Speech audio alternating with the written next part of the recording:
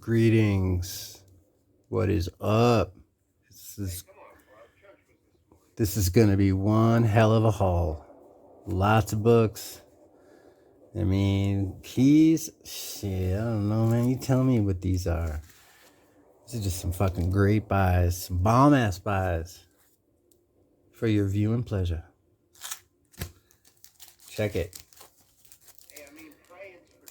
Sound in the background, if you can hear it. Not sure if it's coming through. It's from Chris Hanson TV, that YouTube channel. Replays a bunch of old horror movies. Yo, check it out, man. Shout out to McKinley Richard. Next month, August, McKinley Richard's having a birthday. That's right, Jack Kirby's birthday. This is the same month. Hot damn. This is from Atlantis Fantasy. Is that right? Atlantis Fantasy Comics in the Bay Area, right? Like Santa Cruz area. This is from the comic book shop that's from Lost Boys. This is the Prop Comics. McKinley Richard showed this on his channel. He's like, yeah, I'm not into vampire comics. Dude shows off West of Sundown. Thanks to that, I ended up noticing the James O'Barr cover, the retailer incentive cover for that vampire comic. It's like out of vault or some shit.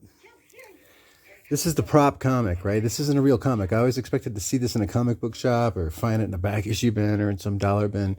No, this is a comic that's a prop. I didn't see this for sale on their website, but I just bought this from a separate seller. These are $10 each, including shipping.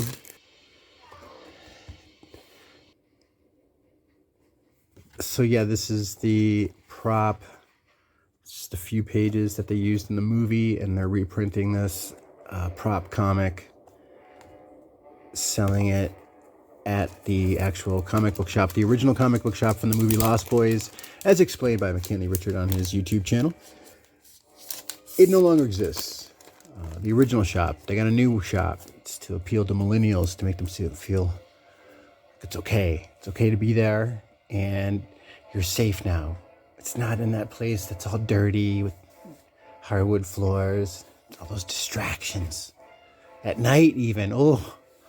So, yeah, the new Atlantis Fantasy comic book shop, it's like any other goddamn comic book shop anywhere. It's all clean. There are no vampires there.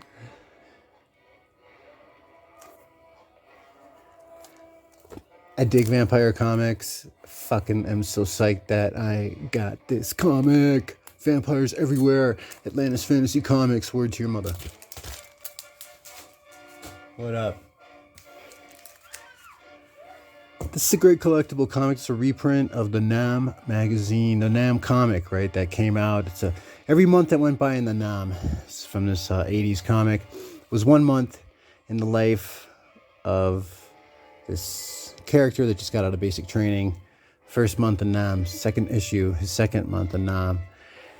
I think after a while they spin off into other characters. There's a bunch of technical drawings in the back. There's a glossary in the back as well. And this is Michael Golden artwork. They said that they would never incorporate any type of Marvel heroes in this, but I think later down the line, towards the end of the series, they had the Punisher Castle made an appearance. So I wasn't reading comics anymore by that point. My past vids, and you'll see how just recently, I think it was the 4th issue of the NAM comic that I did a review on. Yeah, that was part of one of my hauls. So that was $5 for that magazine-sized reprint of the NAM comic. Shoba, this is Joe Sacco, comic book journalist. He's out of Oregon, got his journalism degree, but this is a follow-up from his Safe Area Garage Day about the end of the Civil War in Yugoslavia from the late 90s, and this guy, Shoba, is his contact, his local contact. And I had spent a year teaching English in Croatia in the late 90s, and I saw this comic book. I went back into comics 2000, 2003, 2004, and maybe a little bit 2005, and this is one of the comics that got me back into reading comics, right? It's a non-superhero book, so if you're looking for something non-mainstream but real brilliant artwork, this guy captures just body language, facial expressions, postures clothing. So spot on. So if you want a great image of what it's like in the Balkans, check out some of Joe Sacco's work. He's covered all types of international incidents from all over the world. He goes on site, takes pictures, and use those to reproduce backgrounds for his drawings. So got that for $10. It's from Drawn and Quarterly. Came out around the year 2000. So my last haul, all those Avatar comics I showed off. 6-issue series, Tsu'tey's Path. You had the movie in 2009, and then I think it came out around December 2009, and then the Free Comic Book Day comics, the first comic book appearance of Avatar, that's from 2017, and then I think like a year and a half after that, you had this 6-issue limited series, Tsu'tey's Path, and it takes place during the Avatar movie. I showed off all the 6 issues. I was missing issue 5. I had to send it back, the issue 5 that I had, because it had all the scuff marks on it. This one's super clean. Honest to gosh, high grade, near mint copy. And yeah, anything really after like 1986, definitely 1990, you got to be picky about the grade. If you want to be geek out like that, if you want to worry about resale value or just for bragging rights. I don't know, not necessarily bragging rights, but just as far as just being a collector and paying attention to the details, and you want to get something in high grade, because really it's not really that much of a collectible, especially after the year 1990, unless it's in high grade. Issue number 5 that I was missing of the 5-issue limited series, each issue of the 6-issue limited series, and each issue has an A and a B cover. This artist, I think it's pronounced Jan, not sure, Jan de Ursema, artist known for doing a lot of other Dark Horse work for the Star Wars comics. Speaking of Dark Horse, I showed off the first issue of James Stokoe's Orphan and the Five Beasts. So here's issue number 2, issue number 3, and issue number 4. It's a revenge story. So this woman, this girl, she gets taken in by a kung fu martial arts master, except his past proteges, his past students, use all that power for evil. They kill their master, and she goes on a revenge story. And this just came out recently. It wasn't exactly monthly, but the last issue came out in February. So it's a 4-issue limited series. James Stokoe's Orphan and the Five Beasts. Another great title from James Stokoe is Orkstain. It's from Image Comics. So there's 3, and there's issue number 2. Check out my past vid for issue number 1.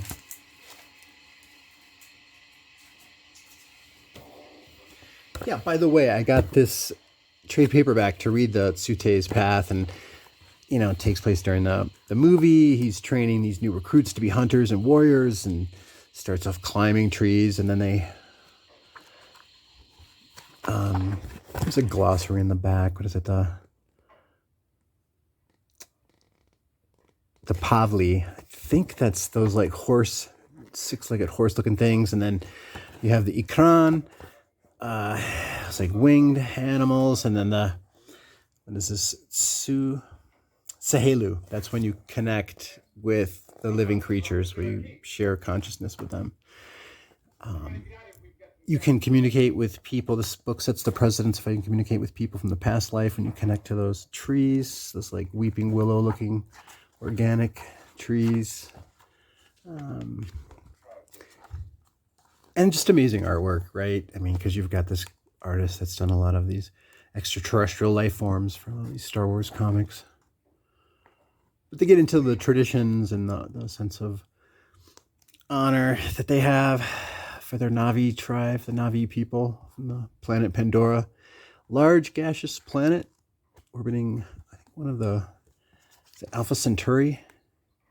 Is it, so they're in and out of scenes from the movie.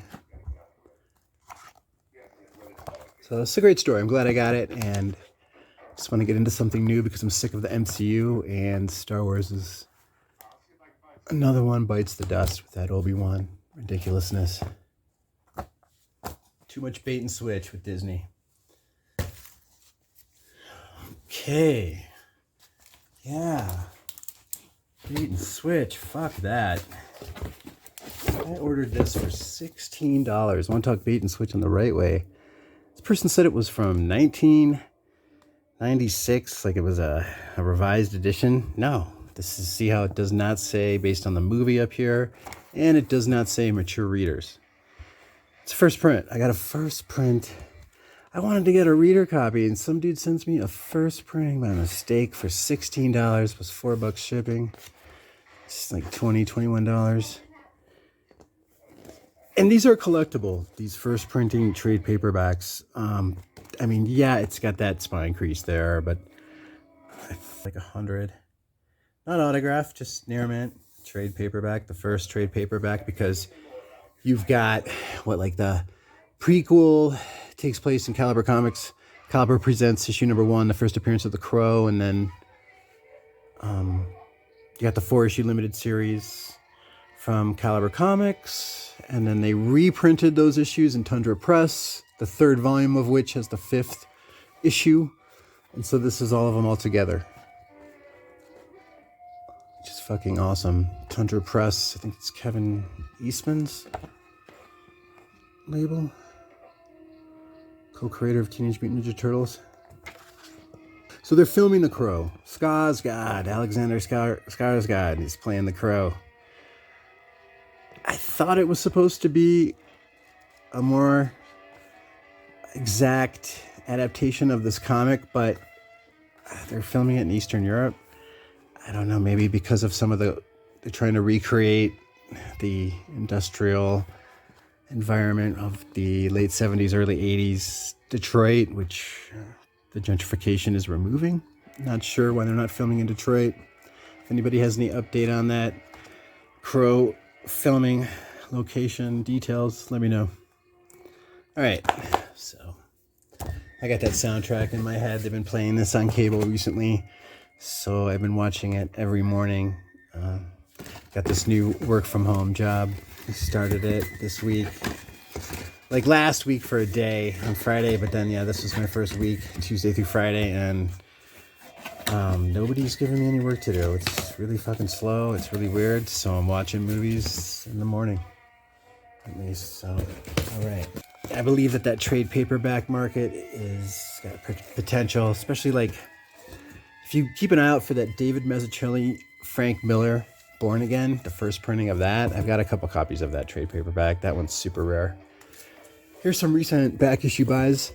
The Flaming Carrot out of, God, I'm not sure what year this is out of, but I know that's an early Todd McFarlane cover right there. Issue number 27 on the right.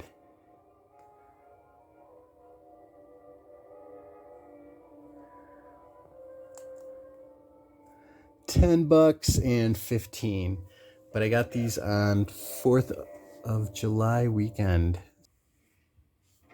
50% off. There was a bunch of Swamp Thing comics that I wanted to get, but since I haven't been working, I'm too low on money.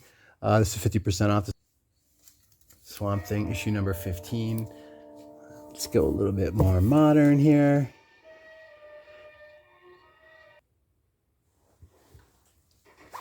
Yeah, that's issue 36. And Alan Moore, Stephen Bissett, John Totleben. 1986. Random Swamp Thing back issues. Issue 48. Alan Moore, John Totleben. Just see that, and I'm thinking it's the same team from Miracle Man. The last story arc that Alan Moore did on Miracle Man issue, was it 11 to 16? He did with John Totleben. Issue number 55. You know that after this Alan Moore, John Totleben run, it was followed up with Alan Moore and Rick Veitch doing the art. I don't have any of those. This was one of those shopping moments where I had to like take out 80% of my haul because I was so low on money. I had to like pick and choose. So Alan Moore and John Totleben. Giant Size Spectacular, issue number 53.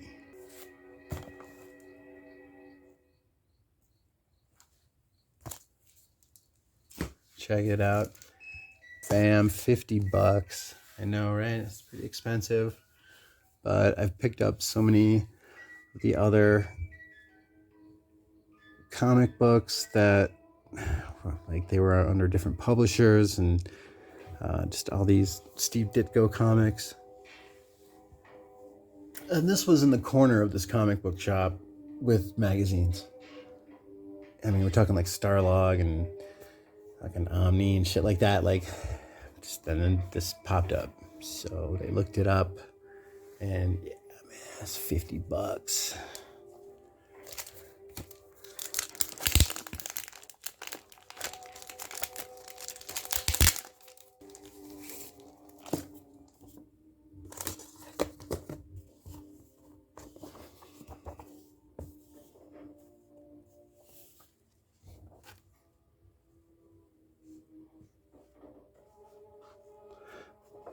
Mr. A,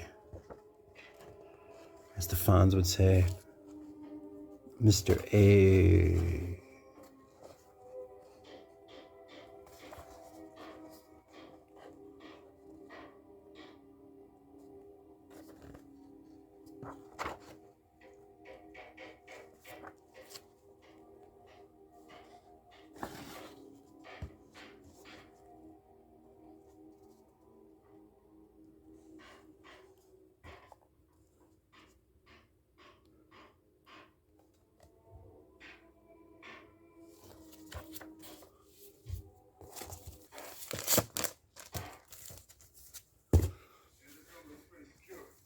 These next two gems, random buys at a used bookstore, Broadway Book Mall.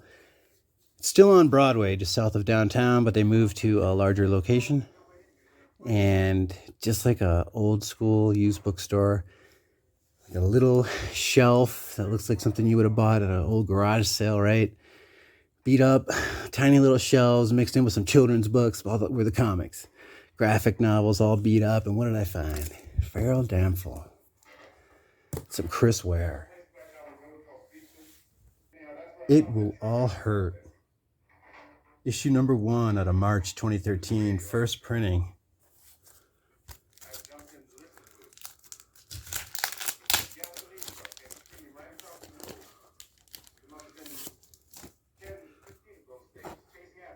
It's got a little bit of a scuffing right there, right? But I mean, first printing, study group comics.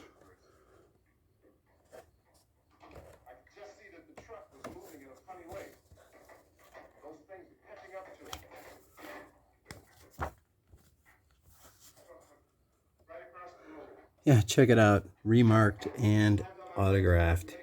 Had no idea till after I brought it home.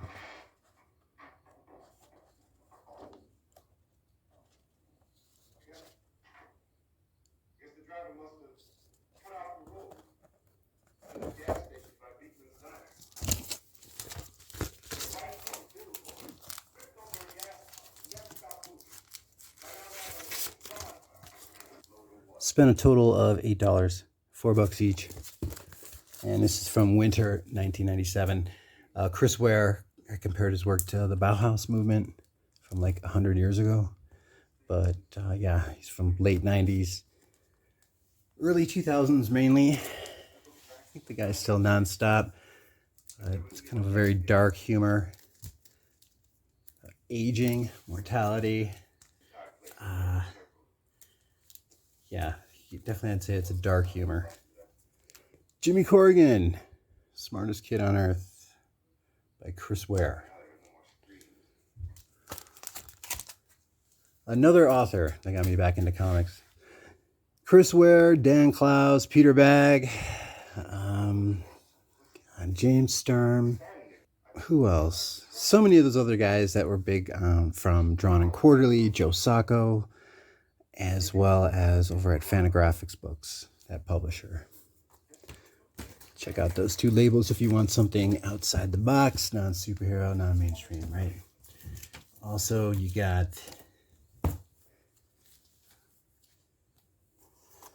check this out. This is out of 2002. Paid $5 for this.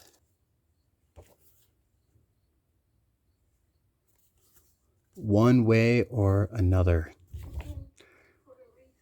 2002. John Kirschbaum.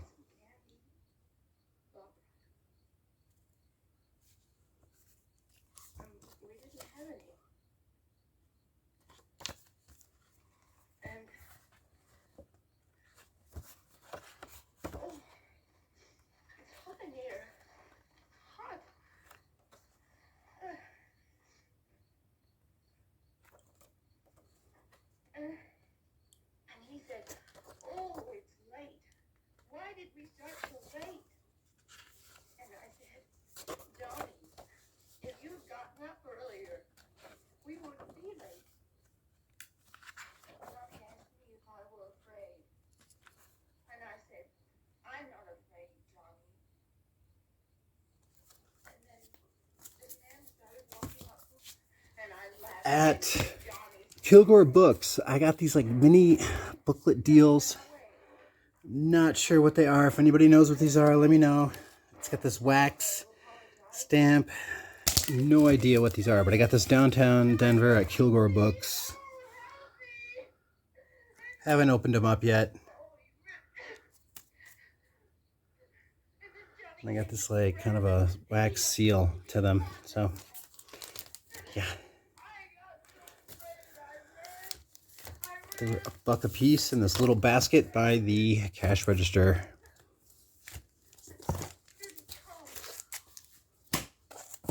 These were $2 a piece. I showed this before. I figured I might as well grab a couple more copies. It's like, I mean, the first appearance of Mother Panic would be like the first issue of Mother Panic. That was like a 12-issue limited series. Takes place in Gotham. This was just this promo comic book that came out a little bit earlier. DC's Young Animal, Ash Can, black and white, out of 2017. And yeah, it's got the first, I guess you could say, like, appearance definitely of Mother Panic then. But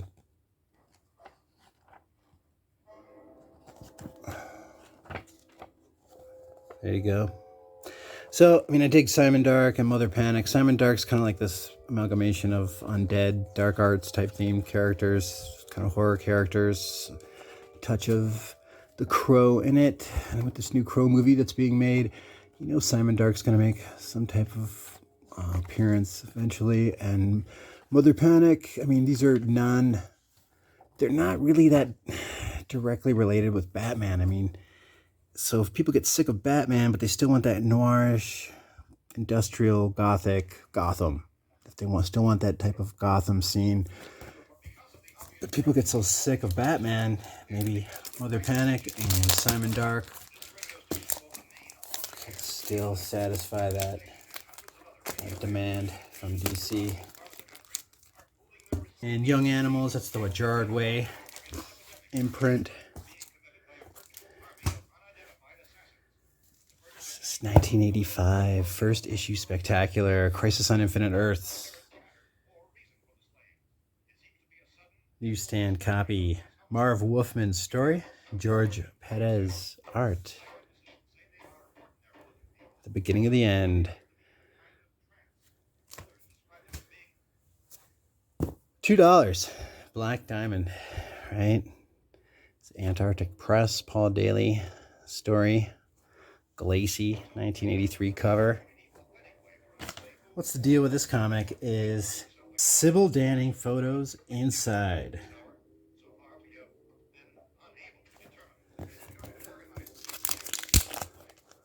Just give you an idea who I'm talking about here. Oh yeah. She's been in a few 80s movies.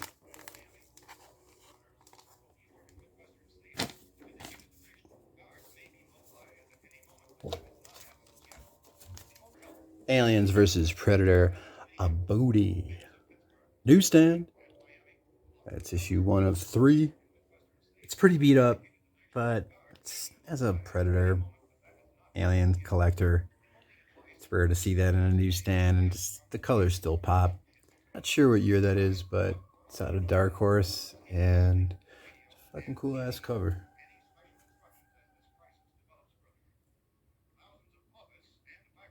Get a great look of that alien anatomy right there. Nice. Richard Corbin, another 3-issue limited series. Arcudi did the writing. Richard Corbin did do the interior and each cover. Cool as shit. Fuck yeah. Saw this online and couldn't resist when I saw that it was a newsstand in this condition. High grade copy. Aliens Alchemy.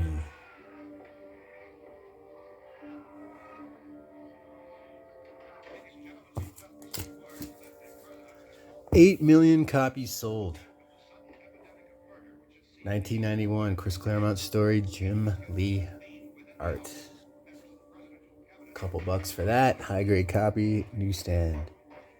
So what was it, like 50% were newsstand around 1985, 86? I think it's 15%. It went down that fast. 15% were newsstand by 1990.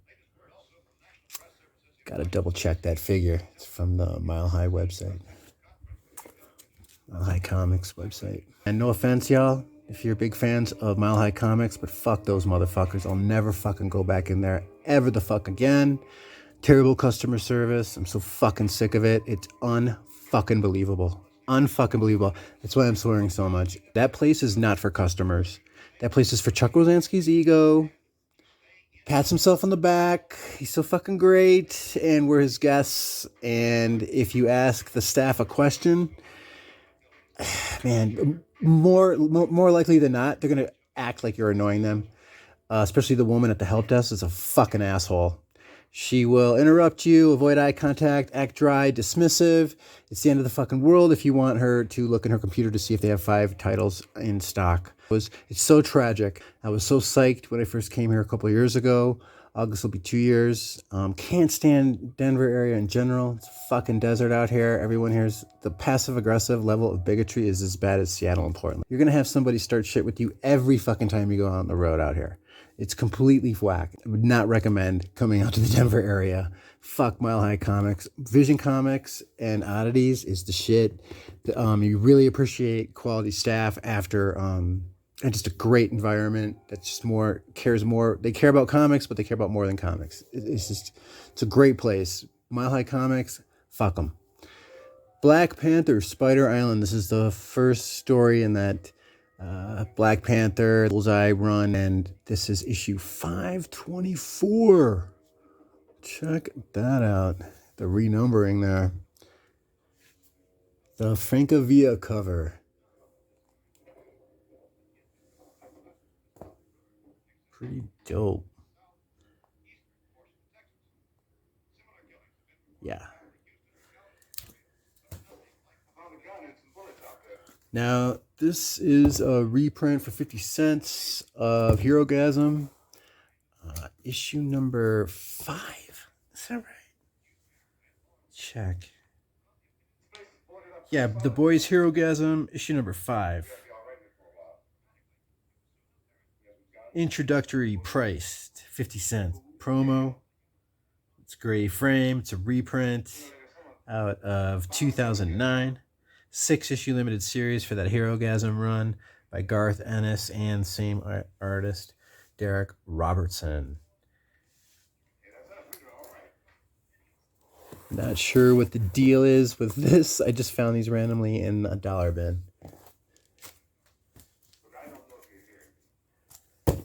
Another introductory price, 50 cents. Yeah. 2 here, that's right. 1 on each side. And then you've got, this is issue number 7. 7 had 3 different covers. It had one cover that had the legend on it. And then 7 is also the first issue where Dynamite took over the boys from Wildstorm.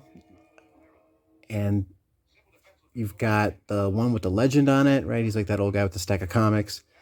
Gives them their intel. And then you've got this other cover.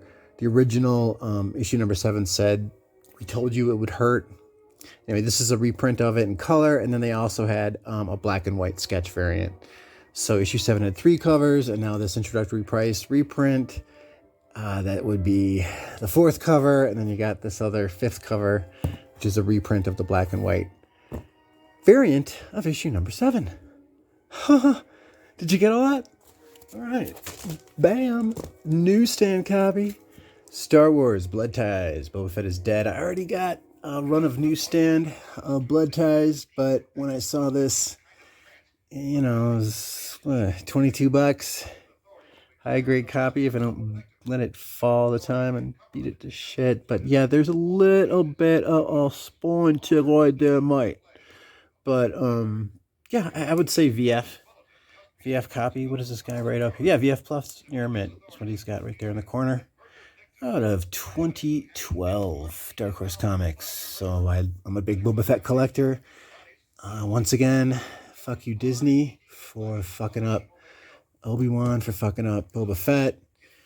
But I still believe in the comics, and also just the original movies. Those first 3. I got faith in those. So fuck all those motherfucking the last 3 of the trilogy and all this ridiculousness with Disney. Fucking assholes. Total fucking assholes. Fuck those motherfuckers too, man. Mile High Comics and Disney can kiss my ass. Fucking A. You know, while the world is going to shit, right? People with the money run amok and play the fool.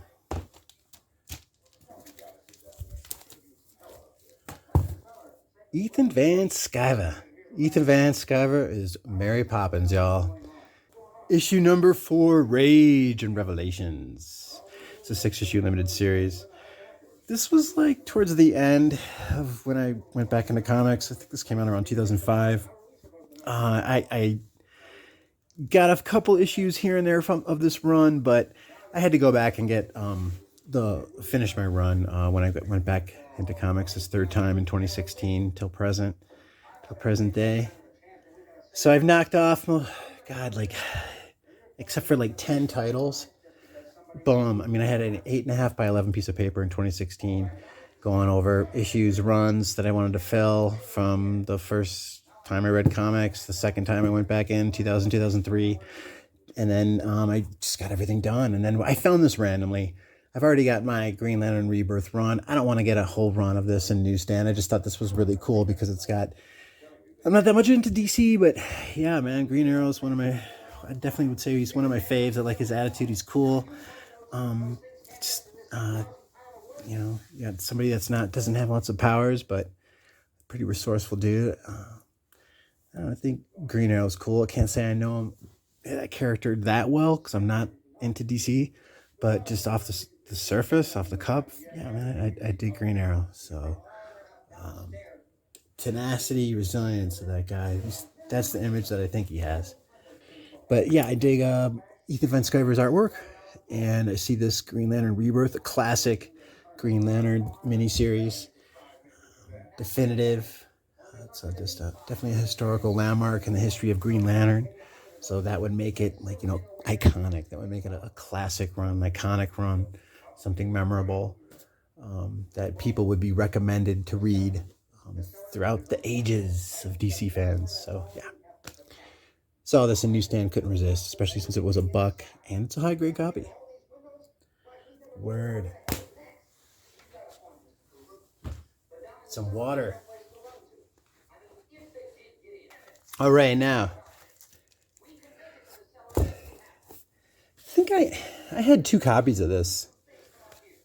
Yeah, I ordered one online and then found one on the cheap at a comic book shop. This is a limited edition sketch cover. That's right. From Dynamic Forces. Got a little shiny stamp. It's in a bag within a bag, right? So, anyway. What's that? Specially limited series of 2,000 copies. Hell yeah. Because the original cover for this was in color. That cover is by, I think, Texera. Joe Pruitt story with Mark Texeira, cover and interior art. And then on the right, it's a newsstand copy of X-Men the movie, the official comic book adaptation. It's a bit thicker bound. So when I saw it was a high-grade copy, I couldn't resist. You know, when that X-Men movie comes out, when they redo the MCU version, I mean, it's really the only like saving grace to the MCU is everybody's waiting now for the X-Men movies to come out and hope to God they won't be just political, well, pieces of shit. I mean, any political interpretation. I mean, if they made the X-Men, if they didn't make them woke, let's say they made them conservative extremists, and every X-Men had to have a gut, a gun, a baby's mama, and brag about how they don't, you know, have to waste money on Main Street. Get rid of Main Streets, duh. Let's have Costco's and Walmart. Yeah, I have pride in that, in my gut. And you don't have a gun or play sports, so I hate you. I mean, it'd be the same fucking thing. Hope to God they don't fuck up the X-Men. That is the only saving grace with the MCU. They fuck the X-Men up, start getting political on any side of the spectrum, fuck them. Hello, Avatar. You feel me? All right. Hell yeah, you do. So, X-Men, the movie, right? I mean, they're going to redo that movie. This movie was like the flagship for bringing special effects, high-level special effects, right? To usher in people to have that suspension of disbelief for something beyond the mess of like the crap that came out in the 80s and 70s, like because of the special effects, it allows people to absorb this type of material easier.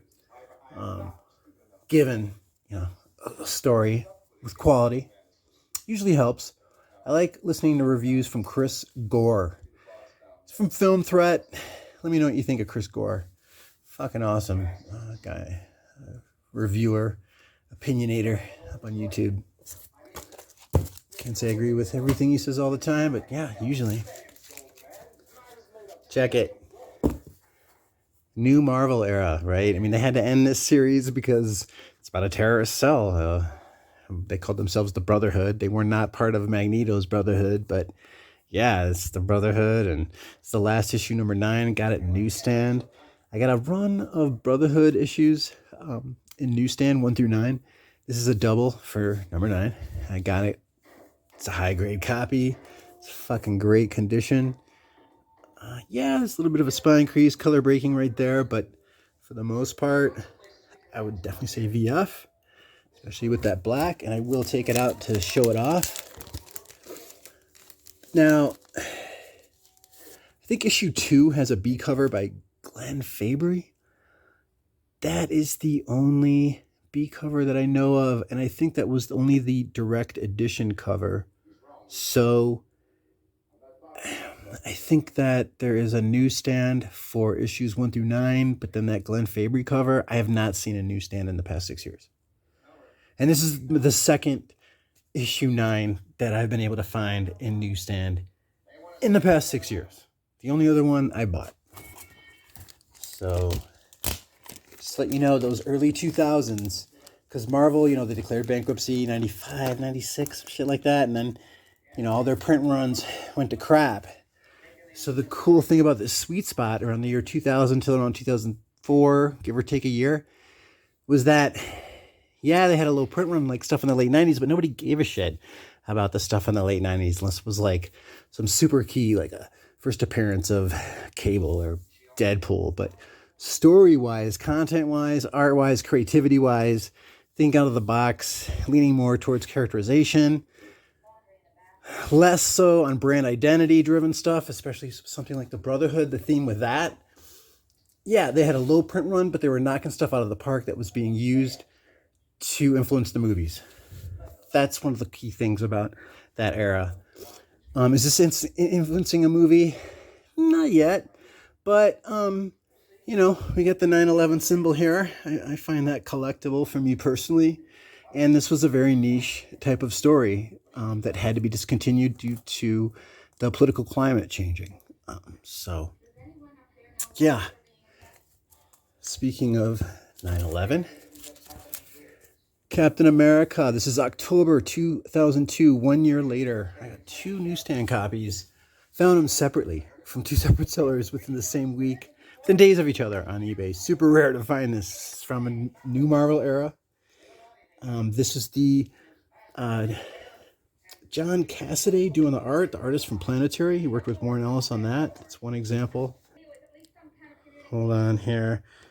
October 2002, $4 each. John Reber. It's the writer, John Reber. And the significance with this Captain America story was, I don't recall how many issues this lasted, but this preceded the Bucky story from Ed Brubaker.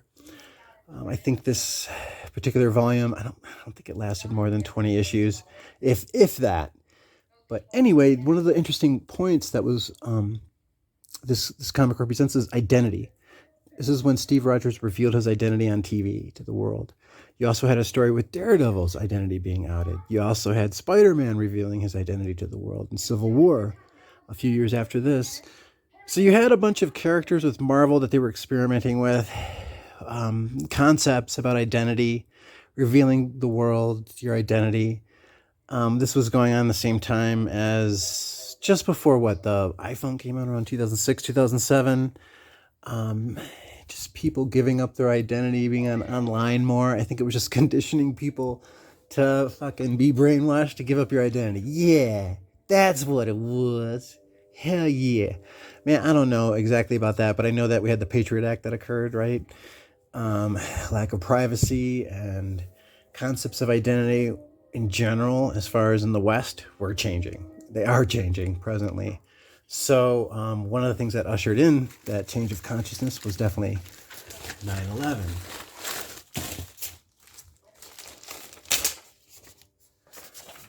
This receipt off. Got this unopened. 1 year later, this is the, there are 2 covers for this. Wizard Magazine, issue 133. 9/11 Remembered, 1 year later, John Cassaday cover. And I got that for $8. Pretty amazing, isn't it?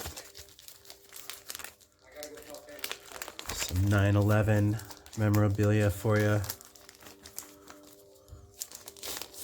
Of course, I had to get a reader copy just to show off to the world.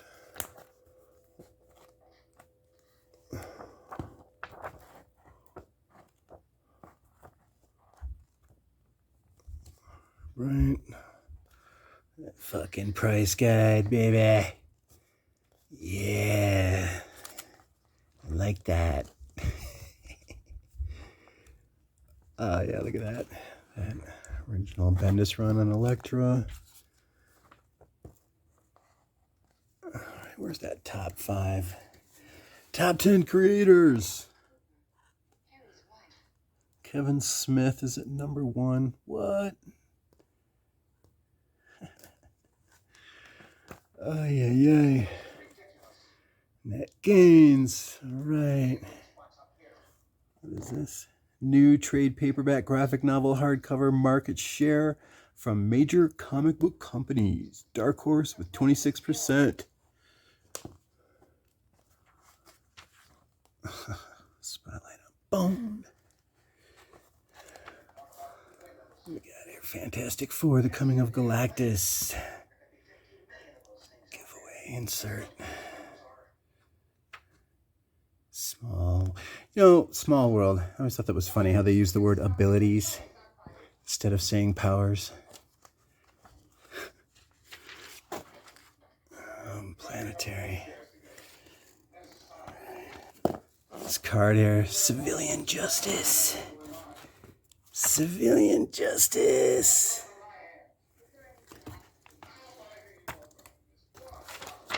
But just the cover commemorates the event, I suppose.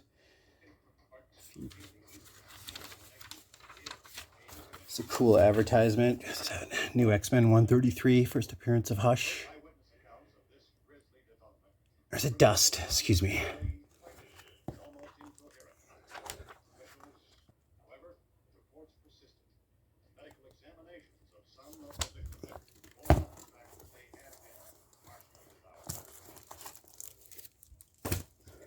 Guess what's next? Speaking of 9/11, no coincidence with 9/11 at all. And this issue, no, it's just a newsstand, just Adventures of Superman, number 596, right? Number 5 plus 6, 9, 11. Don't be alarmed, because it wasn't done on purpose at all. No, of course not. Oh wow, check that out. I didn't know they included this. Fucking awesome. No way. Something extra. Please see my other listings. There's your seller to promote them. As far as a 9/11 companion book with it, it's pretty cool. The tower's right there. I mean, you know, it's not a newsstand, but still, got a thick binding. It's intact, high grade copy. That's cool as shit. He does not look happy.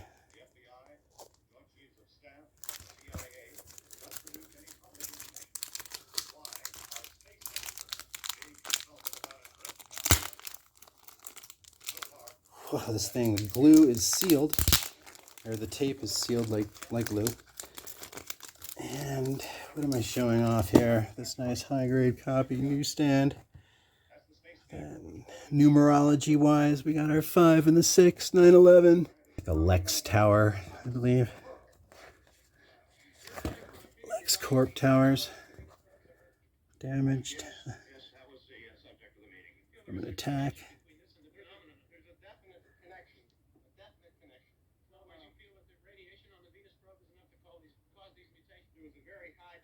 Just crediting the artist here.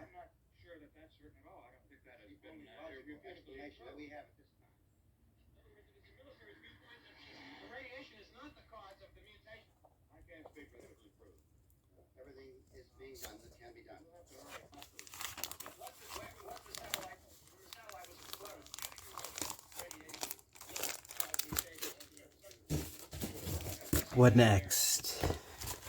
A moment of silence, saluting the heroes of September 11th, with an intro by Mayor Rudolph Giuliani. Got that for $5. There was a magazine-size edition of this as well. Now this title right here had 3 issues altogether. It's volume 1 right there. There is a Frank Cho issue, and then there's this one right here, commemorating the heroes of September 11th. Artists respond. It's an Eric Drucker cover on the left. It's known for doing the New Yorker. Dark Horse Comics published that one on the left. DC Comics published that one on the right. Comics community responded with 3 graphic novels. And the third is titled Emergency Relief by Alternative Comics. Will Eisner contributed to all 3 editions, by the way. And I got this as a 9/11 commemoration collector. I've got my 9.6, I think it is, of Amazing Spider-Man 36 newsstand. Also got a Dynamic Forces remarked copy of that as well. So I still need to get that Frank Cho cover of the 3 graphic novels for the Artist Respond. Has the same 9/11 logo. And then there's also the comic book adaptation of the 9/11 report. I had ended up selling that at one point. Definitely recommend you check that out. The 9/11 report comic book adaptation, it's not like a conspiracy or anything. It's just comic book form documenting facts or pieces of information that people have collaborated on, not from a political angle.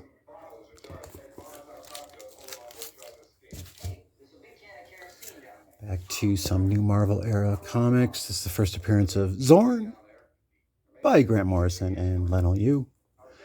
They had a series of annuals that came out in 2001 that were all flipped upward like that. Put it on the side. So these next new X-Men comics you're about to see, you know, I got doubles of new X-Men 114 to 140, and then the issues 151 to 154. Mark Silvestri run with Grant Morrison. It's like a future, Days of Future Past type of story with Beak as an adult. But these next comics you're about to see solidify my triples of 114 to issue 134. So check it. In Newsstand. First appearance of Phantom X, New X-Men issue 128. Ethan Van Sciver cover. But that's Igor Corday doing the interior art with Grant Morrison's story. Issue 130. It's a great team cover.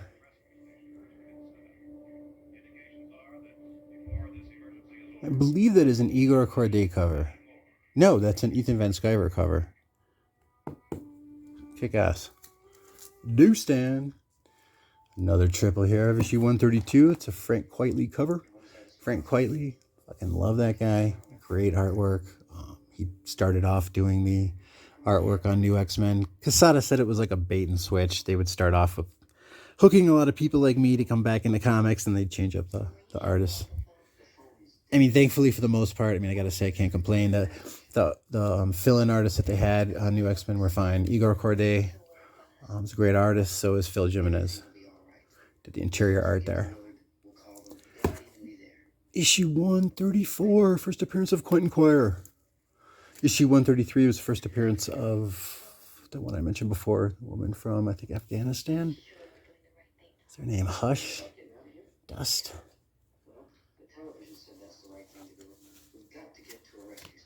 Let's get back to James O'Barr, shall we? That bad boy, give me that. Third copy.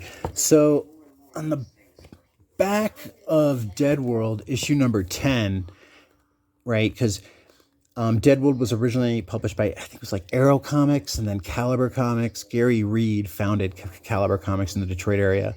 He's the guy that gave Tim Vigil. How do you pronounce his last name? He gave them all this break, this chance, including James O'Barr. So James O'Barr did the B cover, they call it the Not for Wootsies cover, for these Dead World comics, because Caliber Comics took over Dead World with issue number 10, and James O'Barr had a pen name, like a Johnny Zero, that he used for the first few issues of Dead World. On the back of issue number 10 is the first image of the Crow. This is a reprint of the back of issue 10 of Dead World. Issue 11, the Not for Wussies cover. This is a pretty tame cover for a Not for Wussies cover, but it's a James O'Barr cover. As a James O'Barr collector, that is my third copy, as well as this. So now this solidifies 3 copies. I have 2 copies of the James O'Barr cover for issue 10, the Johnny Zero cover, and then 2 copies of the other cover. I think it's by Vance. So 4 copies of issue 10. I got 3 copies of my James O'Barr covers now for issues 11, 12, and then what? I already had 13, 14, 15 he didn't do, and 16 and 17 he did for the Dead World covers. So this was my third copy of 12. Pretty badass dude here. I don't want to run into that motherfucker at night. Issue 11. Looks like she ran into him. They're not having a good time. What did I pay for those?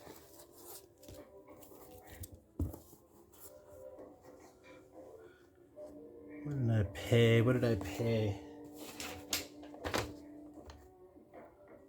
Dead World, $6 each. I paid for those.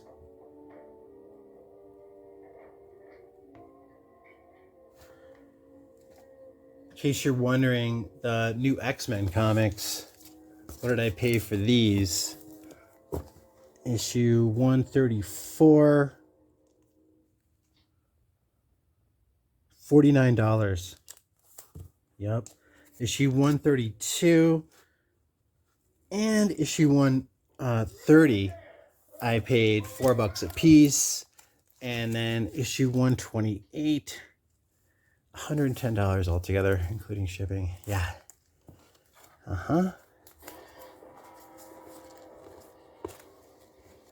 Yeah, that last one for $110, $11 for the first appearance of Phantom X. I dig Phantom X, and I do not advise you try that at home.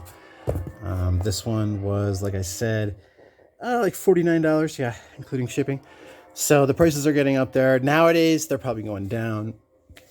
But I was being compulsive and greedy, and that's what I did, so I could say I had triples and Newsstand.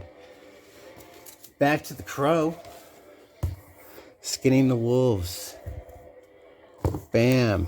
3 copies now. I got this retailer incentive cover. This came out in December of 2012. Ran for 3 issues, and James O'Barr did one of the covers. So you got the retailer incentive cover that James O'Barr did for the first issue. He also did the A cover for issue number 1. It's a 3-issue limited series. It's one of the few titles that James O'Barr has written and done the covers for. The last time James O'Barr did the covers, the writing, and the interior art was, like, as far as the Crow goes, I believe it was those original 4-5 issues of the Crow. Those issues that are in the trade paperback. Yeah, right here. It's the last time he did the cover, interiors, and writing.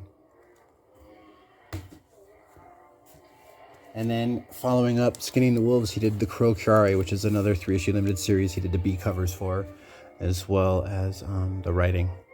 But that's it. That's the last time James O'Barr wrote the Crow. Skinning the Wolves followed up with the Crow Curare in 2013. Yeah. Both of those stories are from 2013, pretty much.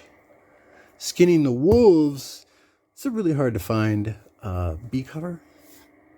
It's the retailer incentive, B cover, retailer incentive, whatever. But it's the only cover that James O'Barr did for issue 2.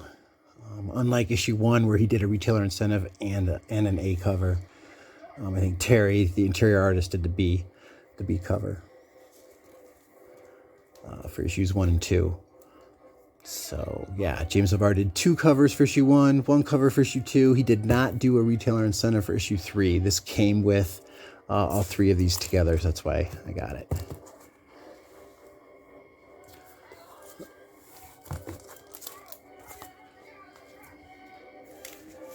'14, The Crow Pestilence. It's the last time James O'Barr did a Crow cover.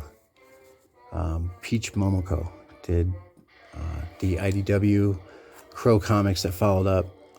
She did the covers for those. I think In Memoriam was one of them, and the Crow Lathe. Got this for $30, but this was the last time I was at Mile High Comics. This was the stick that broke the camel's back. I was so pissed, man. I did not say I was mad. I just looked at the woman at the help desk. I think it's like his niece or maybe his granddaughter. Maybe it's Chuck's daughter. I don't know. She doesn't need to work there. She should not be working there. She interrupted me constantly, avoided eye contact, acted pissed, asked if she had the Crow Pestilence 4. She brought it out. I said, I'm never coming here again. And then she just gave me this look like she just revealed her true colors. Just this hateful, mean look. And I'm done with Mile High Comics. Never going back there. Sick of it. It's tragic. That's why I'm so pissed. I love that place. It was like going to Disneyland. And then you realize what a shitty fucking place it is. How they treat people like crap. I would say, for every one person that you meet that's nice, there's like 5 other people that are going to treat you like crap. There's a couple of people there that were nice to me. The woman that handled my certificate of authority on New Year's Day with Jim Shooter, that woman was really nice. And then there's this other guy that works at the cash register. He was pretty helpful. When I told him I'm never coming here again, he's like, why? I told him what happened at the help desk. He goes, I'm sorry. And I'm like, dude, you're a low man on the totem pole. That's, they ain't gonna cut it. I'm sorry. After every time I come here, I leave feeling like a bad taste in my mouth. Yeah, this is like my last Crow comic that I got that I need. We're talking triples now that I'm getting of these James O'Barr covers. So, laying a lot of collecting habits to rest with these, like this other Crow, or excuse me, James O'Barr cover. This is Vesper. As far as I know, James O'Barr just issued the covers for issue 1 and 2. Vesper, issue number 2. James O'Barr did the cover for issue 1. I've showed that off. I've got doubles of those, and I got a single issue of 2. So I just want to get doubles, at least, of my James O'Barr artwork. Following his stuff is exciting for me. So yeah, Vesper, it's a revenge story. This woman was a cop. She goes after La Pistolera? She goes after this like Latina villain. This issue. Issue 2 by James O'Barr. Let's see if there's anything on the back.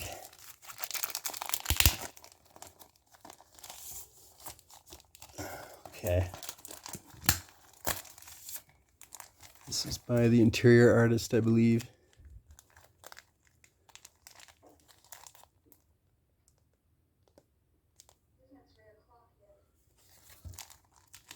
$16 west of sundown. Third copy. Retailer incentive edition cover by James O'Barr. That is a House of Secrets 92 cover swipe. First appearance of Swamp Thing. Cover swipe right there. Shout out to PghZombie. Fucking monster massacre. He showed off. It's the other one that he showed off from Black Ball. So I was inspired to get this Monster Massacre. It's a Beasley cover. Thicker deal. This came out, I think, like a year after the Black Ball issue. Hell yeah.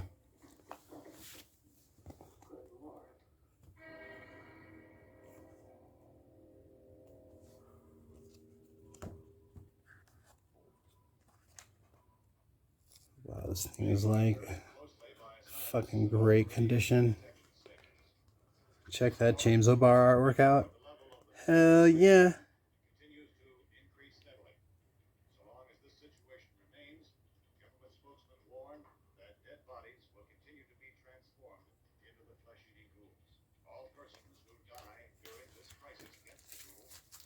Want to see something else cool? Rock and Roll Comics. Got that for $10. Megadeth and Motorhead.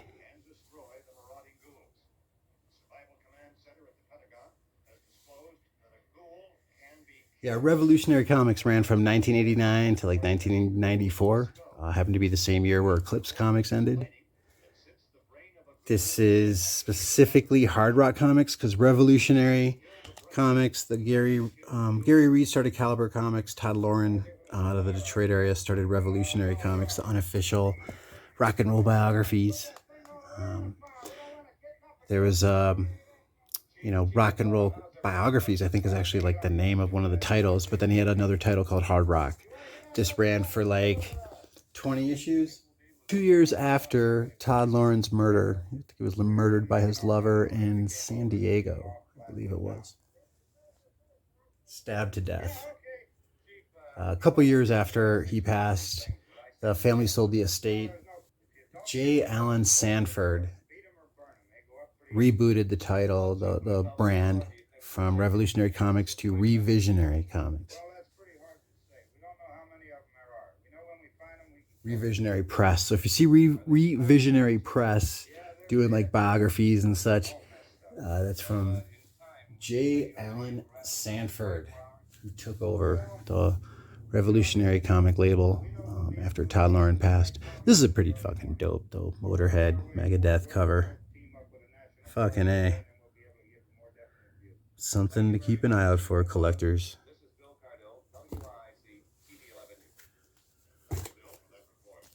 So you had a red one that had a limited printing, this convention, and then you've got 2,500 copies of the Neil Gaiman, just like this guest of honor booklet here. 2,500 copies are signed by Neil Gaiman. 529 out of 2,500. Most of the autographs that I saw online were vertical, and I confirmed with the seller. I'm like, that's a Neil Gaiman autograph, right? And he's like, yeah, signed it differently. That was like $66. No, $56, excuse me. Back here with a little bit of that Miracle Man action. So just before Neil Gaiman took over with issue 17, this is the last issue that Alan Moore wrote. The first 6 issues of Miracle Man from Eclipse Comics reprinted the Miracle Man stories that were originally called Marvel Man by Alan Moore from like 1982 to 84 in this anthology magazine called Warrior out of England. And one of the stories was V for Vendetta later on, but the first 21 issues, one of the contributions was by Alan Moore, and that was his reboot of Marvel Man. My story on Marvel Man is in my previous vid, but basically when Shazam got lawyered, the publishers at Fawcett Comics got lawyered by DC Comics to stop producing Shazam. They were being reprinted by Ella Miller and Sons in England, and they needed a 25th issue. Where's my 25th issue? So they did not reboot the numbering. They started with issue 25, and they created Marvel Man because they could no longer get stories to reprint from Shazam, Captain Marvel, because that got lawyered by DC Comics to cease and desist because of likeness to Superman, whether it was accurate or not or whatever, but they were lawyering Fawcett Comics to stop printing Captain Marvel comics. So they created Marvel Man. Mick Anglo was the guy in the Golden Age to do this Golden Age stories, Marvel Man. It ended in 1963. So, Marvel Man started with issue 25, not with issue 1. And then Alan Moore retconned the stories in 1982. Warrior magazine called it Marvel Man still. But then when they reprinted them a few years later in 1985, the first 6 issues were reprinted, and they had to call it Miracle Man because they were reprinted in the United States by Eclipse Comics, which went under in 1994, the same year as Revolutionary Press and a bunch of other people went out of business. The bubble burst, speculation bubble ruined the comic book direct market. Anyway, Alan Moore wrote issues 1 through 16. Issue 17, Neil Gaiman took over after they reprinted Alan Moore's stories up to issue 6 with Eclipse Comics. Alan Moore took over, did some more Miracle Man stories under the new moniker Miracle Man up until issue 16. So this is the last issue that Alan Moore did with, it's considered a legendary run, especially with John Tottleman, the artist. And then Neil Gaiman took over with issue 17. I showed off an autographed copy of that. And Neil Gaiman and Mark Buckingham. So this is issue number 21, and then here is issue number 22. Issue 23 just came in the mail. And just like how when Shazam, Captain Marvel got lawyered to do a cease and desist, with issue 24 that they were reprinting by Ella Miller and Sons. So issue 24 happened to be the last issue of Eclipse Comics. This is issue 23. Barry Windsor Smith did the cover. Same artist, Mark Buckingham, doing the interiors. So yeah, Neil Gaiman took over from issue 17 until issue 24. And once again, where's my 25th issue? Todd McFarlane ended up buying Eclipse Comics and got the rights. There was some legal battles that ensued between Neil Gaiman, his rights to Angela from Todd McFarlane's Spawn, versus Todd McFarlane owning Eclipse Comics and owning Miracle Man that I think around 2013, Marvel / Disney bought the rights to Miracle Man / Marvel Man. And then they reprinted all these stories from Alan Moore in 2014. And then at the end of 2014, and into 2015, they reprinted the Neil Gaiman run from issue 17 to issue, I think they just did like 6 issues. So 17, 18, 19, 20, 21, 22, yeah, up to like 22. I don't think they included 23 and 24. So Eclipse Comics went out of business in 1994. The last Miracle Man comic that got printed was issue 23. 23 and 24 in 1993. Excuse me. So yeah, where's my 25th issue? Neil Gaiman says that he is working on it with Mark Buckingham. They are going to continue the story. Ever since Disney bought the rights to Miracle Man in 2013. So 2015, they reprinted the Neil Gaiman run, and this is the retailer incentive cover. I think it's the 1 in 25.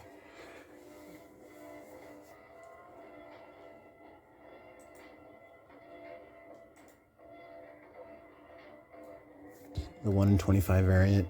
Pretty cool. This is my comic book haul. I've been just trying to find an affordable copy, a high-grade copy of issue 24. That's the last issue so far in the Miracle Man run from Eclipse. So far from Neil Gaiman. Like I said, he and Mark Buckingham are going to eventually be producing the the next issue of this series of Miracle Man. Which, like I described before, there's different routes you can take the superhero if you want to go to an extreme level. One route could be sort of like, I don't know, Warren Ellis's The Authority, or like early first appearances of Superman where he takes on real life leaders, corrupt businessmen, corrupt politicians, corrupt world leaders, trying to show a super being interfering with daily life, daily politics, which on like a large scale, not making political commentary from some pretentious writer in a Marvel comic book, a former Marvel comic book today. I'm not talking like that angle. I'm talking about just like also the comic Class War. Check out that. That's from ComX. Just like superheroes taking on real life world leaders, trying to give them some consequences by using some type of real life super villain, right? So now you've got another side of the superhero coin, which would be having somebody become so powerful that their human body, their human consciousness is like an avatar for a higher being, a higher cosmic awareness, like a god. And that's more the direction that this Miracle Man story goes, which is kind of in line too with, like, I don't know, Hindu deities and how they use humans as avatars. To a certain extent, you also have that concept of rebirth, to all greater cosmic awakening. So take that, put that in your cosmic awakening pipe and smoke it. Put that in your comic book collecting pipe and take a big old toke, because that's my haul, y'all. That's my run. Whole lot of books. Miracle Man, Neil Gaiman, getting the autograph. Got my rock and roll comics, covering my James O'Barr comics. James O'Barr pieces of artwork. Some 9/11 collectibilia, memorabilia. Just keep on collecting, keep on enjoying the hobby. Pay attention to a lot of these books, like these NuMarvel era reads. They got low print runs, but they're highly sought after because they became very influential, not only just in the movies, but just in defining characterization, modernizing the look and the dialogue of modern superheroes. So that's why that NuMarvel stuff from those early 2000s, to me, is a significant buy, significant collector buy. All right. Yeah, new takes on the superheroes. Like The Boys too. So also the tail end of that NuMarvel era. Thank you so much for joining my haul, checking out my wares, my buys, my finds, my spec picks, my investments, my fun buys. Thank you so much. Let me know your opinion down below in the comments. Enjoy your summer. Thanks for swinging by. Be that Sequential Geek. Muchos gracias. Peace.